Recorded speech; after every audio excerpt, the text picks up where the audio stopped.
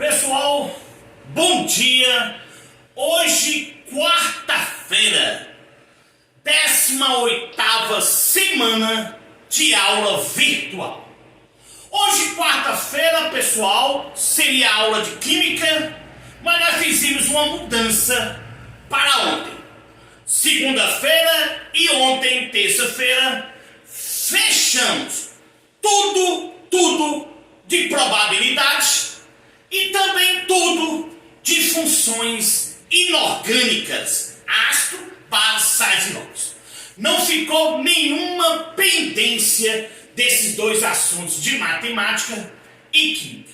Por isso que hoje, na quarta-feira, que seria a aula de química, vamos também fechar mais uma apostila de física, que é a apostila 9.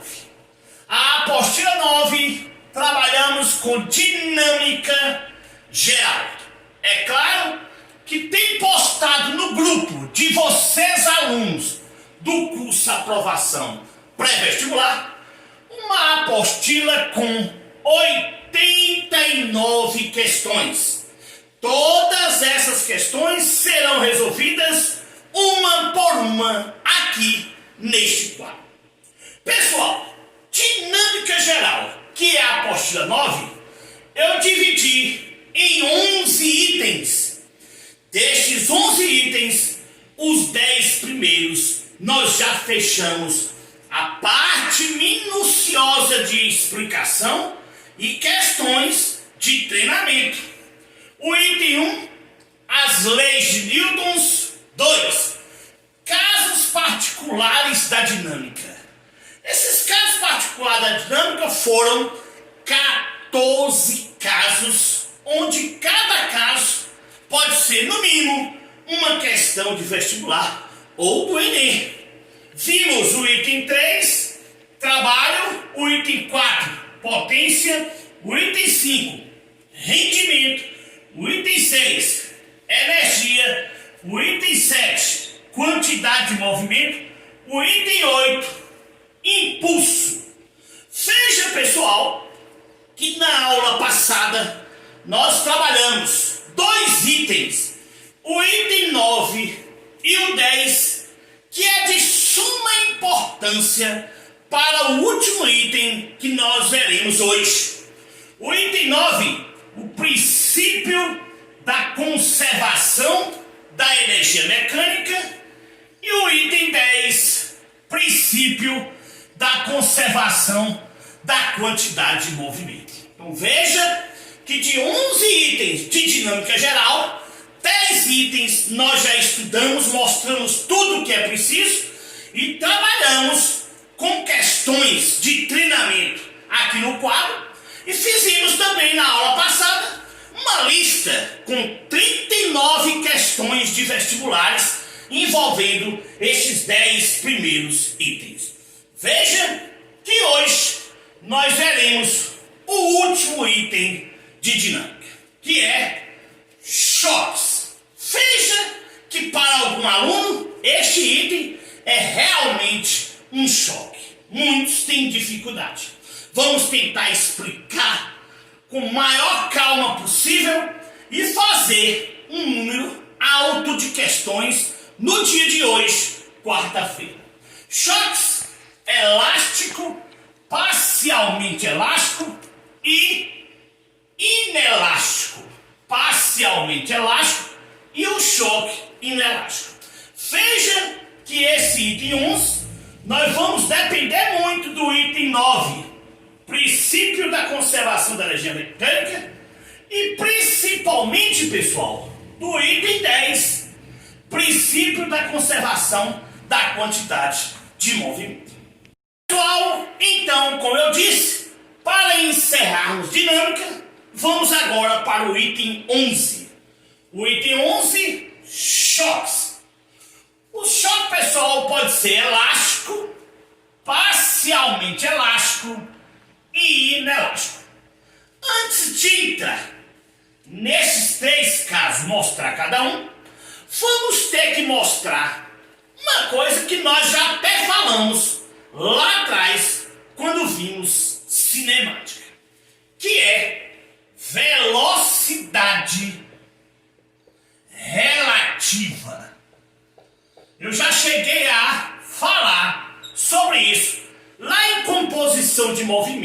quando vimos cinemática e, claro, também início de vetores. Veja, por exemplo, vai um carro à sua frente, um ônibus, por exemplo, e você vem com o seu carro atrás. Cada um com a sua velocidade.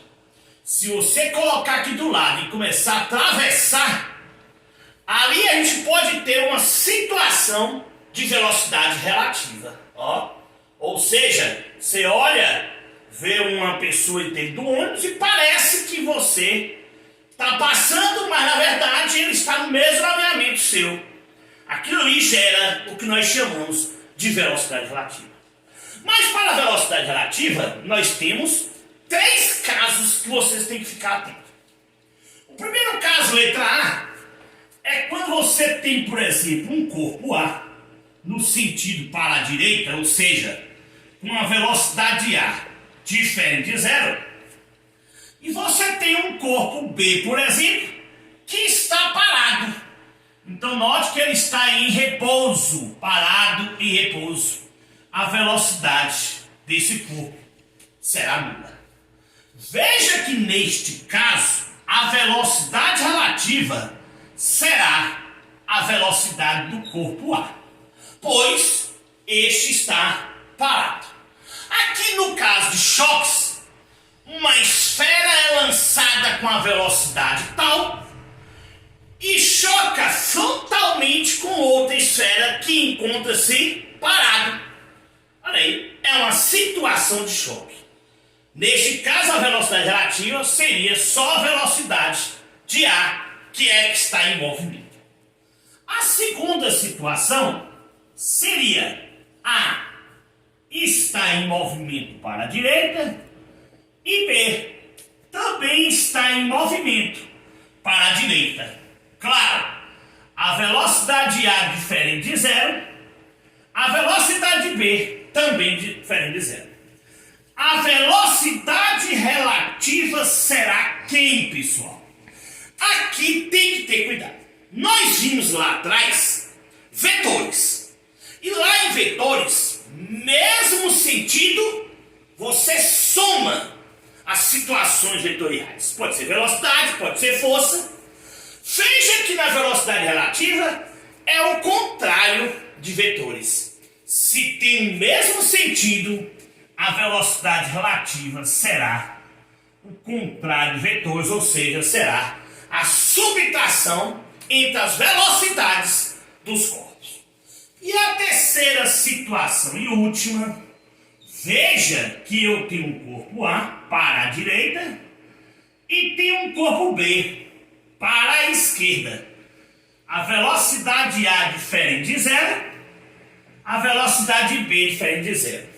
Se fosse vetores, pessoal, aqui é que seria a diferença, porque tem sentidos contrários. Então lembre sempre, na velocidade relativa é o contrário de vetores.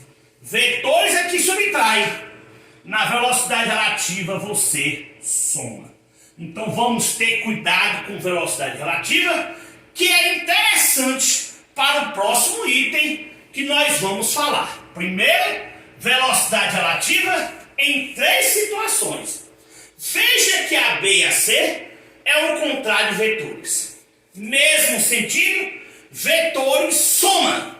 Velocidade relativa subtrai. Sentidos contrários, vetores subtrai. Velocidade relativa soma. Vamos ter cuidado com esse primeiro itemzinho. Outro item aqui nesse assunto, 11 de choques, é o coeficiente de restituição, que nós chamamos de exemplo. Vamos mostrar, por exemplo, o que seria o coeficiente de restituição. Vai passando um carro em sua porta e você está mascando um chiclete. Você pega esse chiclete e joga na lateral do carro. O que acontece? Neste caso, o carro que vai descendo, não houve perda de energia. Eles seguem acoplados, eles seguem juntos. Neste caso, o coeficiente de restituição de energia seria nulo, pois seguem juntos, seguem acoplados. Um carro ou dois corpos quaisquer, duas esferas, chocam quando eles têm sentidos contrários ou quando eles têm mesmo sentido. Sentidos contrários ou mesmo sentido. Veja que neste caso pode haver várias situações. Os dois corpos seguirem juntos, acoplados, não haverá restituição de energia. O coeficiente de restituição Ezinho será nulo. Mas se seguirem separados, pode seguir um para a direita, depois do choque, e o outro para a esquerda. Pode seguir os dois, um atrás para a direita e um à frente para a direita, ou seja, mesmo sentido. Neste caso, haverá, pessoal, perda ou ganho de energia. Como é um choque, normalmente haverá uma perda de energia. Essa energia pode ser uma energia térmica, pode ser uma energia sonora. Você está em sua casa, ouve um barulho de impacto. Olha, dois carros batendo. Houve uma perda de energia sonora e claro que ali também houve perda de energia térmica, em forma, claro, de calor. Então veja, pessoal, que se eles não seguirem juntos, eles vão seguir separados, os dois para a direita ou em sentidos contrários. Neste caso, calculamos o coeficiente de restituição por essa forma. Tio Júnior, por que em módulo? Pois não existe o coeficiente de restituição menos 0,8. Não existe coeficiente de restituição negativo. Se isso acontecer, terá que ser em módulo, pois só existe positivo. Velocidade relativa, afastamento, ou seja, após o choque, sobre velocidade relativa de aproximação. Os dois corpos têm duas velocidades diferentes, um aproximando ao outro, ou um pode estar parado. Neste caso, seria de aproximação. Após o choque, seria afastamento. Esta razão, este quociente, será em módulo o coeficiente de restituição. O coeficiente de restituição, pessoal, é adimensional, ou seja, não tem unidade. Outro seria esse aqui, que na verdade, tio Júnior, para chegar a esse ponto aqui, nós fizemos uma dedução, uma questão que caiu na UESB, na prova da Consultec, onde a margem de erro na época foi quase 100%. Que seria uma situação mais ou menos assim. Você tem um solo e lá um corpo cai.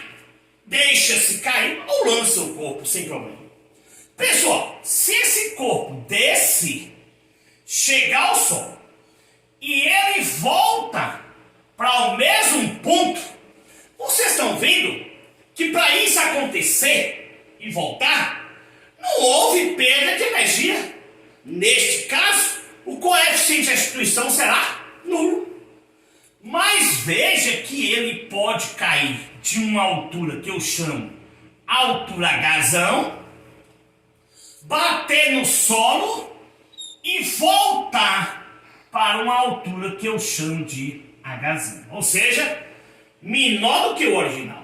Então, neste caso, o corpo não conseguiu retornar para o ponto de origem. Aí sim, houve perda de energia e, neste caso, nós podemos calcular o coeficiente de restituição por essa forma. A altura final, que eu chamo de Hzinho, sobre a altura inicial, que eu chamo de Hzão. Raiz quadrada. Veja que praticamente quase nenhum livro traz esta forma. Esta forma, tio Júnior teve que deduzir depois dessa questão da UESB, e aí eu tinha que explicar para os alunos como saía aquela questão de choque, pois na época ninguém tinha visto esta forma. Vamos ficar atento, porque é um assunto de pouca forma, mas muitos detalhes. Pessoal, para entender melhor esse item 11, choques, elástico parcialmente elástico e inelástico, e também ajudar nas questões, eu montei esta tabela para vocês. Aqui é interessante para questões de cálculo subjetiva e, claro, para aquelas questões objetivas da Consultec, o ESB, o NEP e qualquer vestibular Brasil afora. Por que não falar em Enem? Veja que nós temos 3 situações de choque: perfeitamente elástico ou simplesmente elástico, parcialmente elástico e um choque inelástico. Veja que o choque perfeitamente elástico, os corpos seguem separados. Isso é interessante. Seguem separados após o choque. O coeficiente de restituição é de 100%, ou seja, é igual a 1. Seguem separados.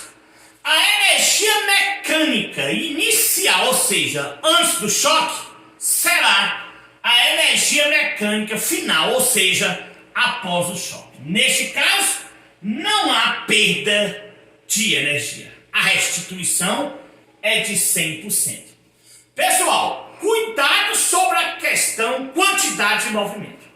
No choque perfeitamente elástico, a quantidade de movimento antes será igual à quantidade de movimento depois. Então, cuidado! Princípio da conservação da energia mecânica. No choque perfeitamente elástico, energia mecânica antes inicial é igual à energia mecânica depois. Então, aí, o princípio da conservação da energia mecânica está sendo usado, pois não há perda de energia. E o princípio da conservação da quantidade de movimento também. A quantidade de movimento antes do choque vai ser igual depois do choque. Pessoal, se o choque for parcialmente elástico, o coeficiente de restituição vai estar entre 0 e 1. Ou seja, 0,1. 10% de restituição de energia. 0,8. 80% de restituição. E assim por diante. Entre 0 e 1. Veja que nesses casos, os corpos também seguem separados como no anterior. A diferença é que a energia mecânica inicial, ou seja, antes do choque, ela é maior que a final, pois há perda de energia. Veja que no item 1 não há perda de energia. Aqui já é perda de energia. Então, cuidado, neste caso, a energia mecânica antes será maior que a depois, por isso que houve perda. Agora, cuidado aqui agora, pessoal, que a quantidade de movimento também antes será igual depois. Isso é interessante. O último choque é o inelástico. É aquele que não há nenhuma restituição de energia, ou seja, será 0. Neste caso, pessoal, dos 3, é o único que vai seguir junto. Aquele exemplo que eu disse, quando você joga a goma de mascar numa carroceria de um carro, por exemplo, um caminhão, e aí seguem juntos. Então é 0. Se seguem juntos, veja que a energia mecânica inicial também vai ser maior que a final, pois há perda de energia. Há uma perda de energia sem restituição, visto que o E será 0. Mais uma coisa para lembrar: a quantidade de movimento antes também será igual à quantidade de movimento depois. Então, o princípio da conservação da quantidade de movimento será antes igual a depois, em todos os 3 tipos de choques. Então, cuidado aqui, pessoal. Quantidade de movimento antes no choque perfeitamente elástico vai ser igual depois. A mesma coisa vai acontecer no choque parcialmente elástico e a mesma coisa vai acontecer que antes é igual que depois no choque inelástico. Então vamos fazer uns treinamentos para mostrar como calcular esses coeficientes de restituição. Veja, pessoal, este exemplo 1. Uma bola cai de uma altura igual a 20 centímetros, partindo do repouso. e após atingir o chão, sobe até uma altura de 5 centímetros. Qual é o coeficiente de restituição? Aquela explicação que eu dei anteriormente. Aqui está o solo, a uma altura que eu chamo de Hzão, 20 centímetros. O corpo cai, chega ao solo e retorna para o que eu chamo de Hzinho, a altura 5 centímetros. Neste caso, o que vai acontecer? O choque é perfeitamente elástico? É igual a 1? Não. Para ser igual a 1, ele tem que chocar o solo e retornar ao ponto de partida. Ou seja, não haverá perda de energia. Neste caso, o E é 1. Se o corpo descer e bater e chegar ao solo, será inelástico, pois o E é 0 e não haverá nenhuma restituição. Mas, neste caso dessa questão, nós estamos falando de um choque parcialmente elástico, pois o E estará entre 0 e 1.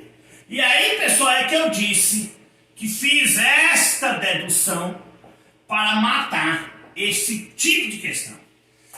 Hzinho será a altura final 5 centímetros, tem que estar na mesma unidade de medida, e Hzão seria 20 centímetros. Ou seja, 5 por 5, 1, 20 por 5, 4. Quem seria E? 1, raiz quadrada de 1 é 1, e raiz quadrada de 4 é 2. Quem seria o coeficiente de restituição? 0,5. Ou seja, neste caso o choque seria parcialmente elástico, pois o coeficiente de restituição está entre 0 e 1. É uma questão simples, mas, claro, fazendo da maneira que tio Júnior deduziu aquela forma. Pessoal, mais um exemplo. Exemplo 2 da UFES, Universidade Estadual de Feira de Santana, Consultec. No sistema de 2 corpos, durante um choque mecânico, permanece constante A. Pessoal, a maioria dos alunos, veja que tem 5 alternativas. Permanece constante a energia cinética, a energia mecânica, a energia interna, a energia térmica ou quantidade de movimento. Muitos marcariam a letra B, energia mecânica.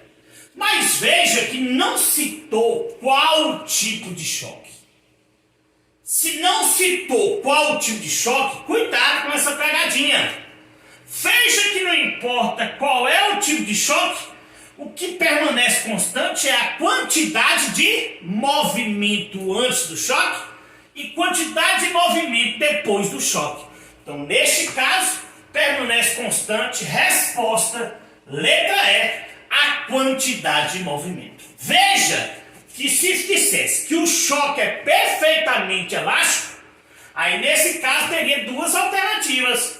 Permaneceria constante a energia mecânica e a quantidade de movimento, pois não há perda de energia. Mas ele não citou que choque.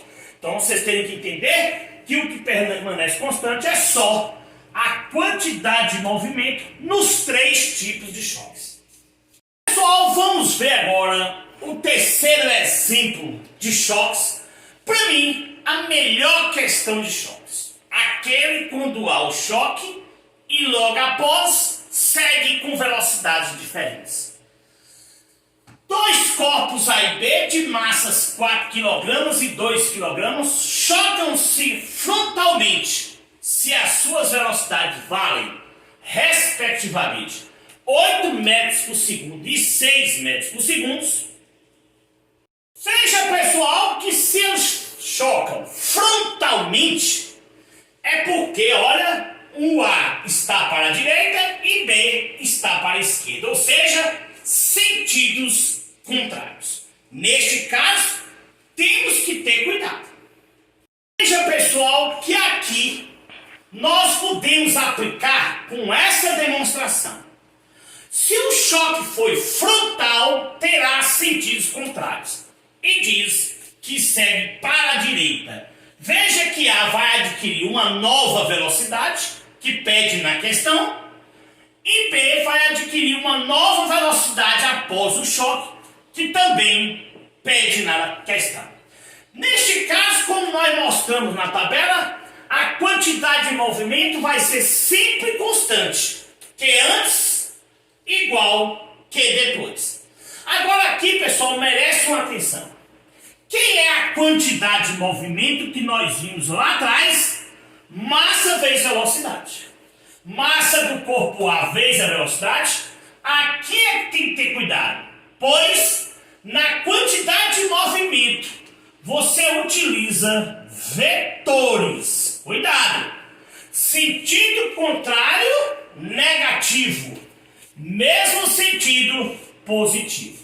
Veja que se aqui fosse o mesmo sentido antes do choque, seria positivo. Então uma pegadinha da questão é aqui. Antes do choque, sentidos contrário, negativo. Se fosse o mesmo sentido, seria positivo. Veja aqui no início, que antes é igual que depois, vetores. 4 vezes 8, 32, 2 vezes 6, 12. 4 VA', 2 VB'. Veja que é positivo, pois seguem todos dois para a direita no mesmo sentido. Pessoal, 20 é igual a 4 VA' mais 2 VB'. Dividindo por 2, 32 menos 12 dá 20.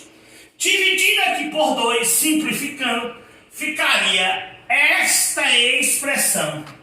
2 VA' mais VB' é igual a 10. Pessoal, vamos agora ver a velocidade relativa de aproximação, ou seja, antes do choque. Veja que eles têm sentidos contrários. Na velocidade relativa, você soma. Se tivesse o mesmo sentido, você subtrai. Então veja que eu somei 8 mais 6, 14. Como lá, depois do choque, está no mesmo sentido, você subtrai VA' menos VB'.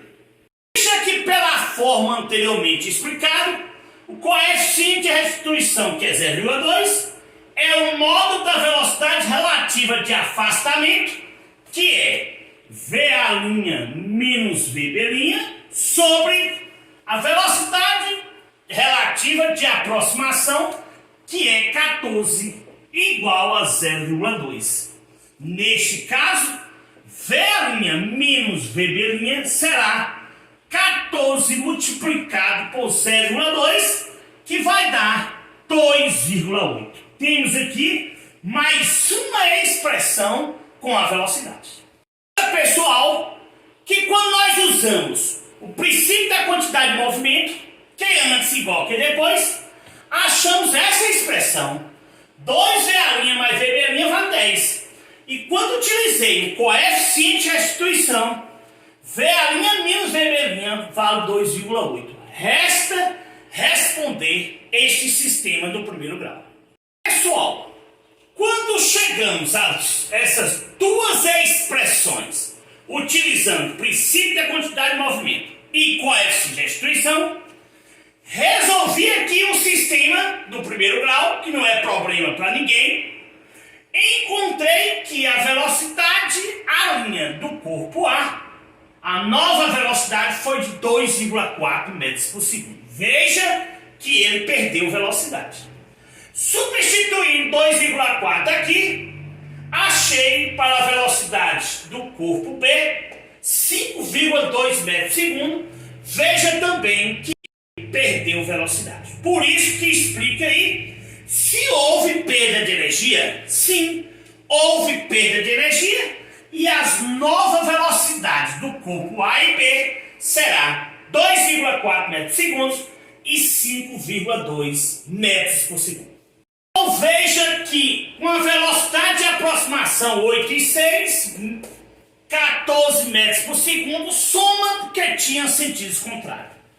A velocidade de afastamento, VB' menos VA', subtrai, que é relativa, 2,8. Lembrando que é VB' menos VA', que eu disse no início o contrário, VA' menos VB'. É VB' menos VA'. Jogando na forma do coeficiente de restituição, 2,8 dividido por 14 vai dar 0,2, que foi o que disse inicialmente na questão.